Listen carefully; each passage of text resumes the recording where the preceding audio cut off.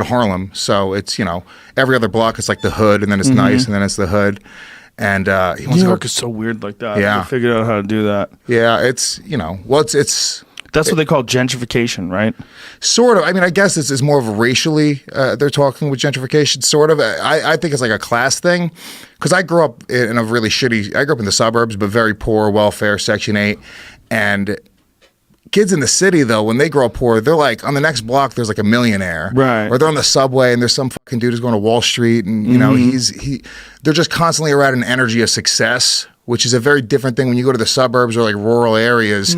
It's a depressing, nobody's striving to even get out, really. Right. No, that's a very good point, right? Like, you get to be truly integrated in New York City, where LA is missing that. LA is missing that in a big way. LA, you have rich people and poor people.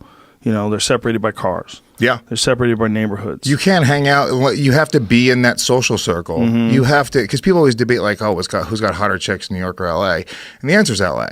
But in New York, you're going to see them. You'd have to be standing somewhere where they go, right? Because like in LA, if you wanted to meet, you'd have to run a casting agency. That's what you'd have to do. That's why those guys started that shit. That's why they did that. How many people went into the business just so they meet girls? Just to get... Like 30% of them? That whole Motley Crue movie, they're unapologetic about it. They're unapologetic. They're like, yeah, we did this. Mick Mars was like, if it wasn't for groupies, this is in a real interview, if it wasn't for groupies, I wouldn't even become a musician.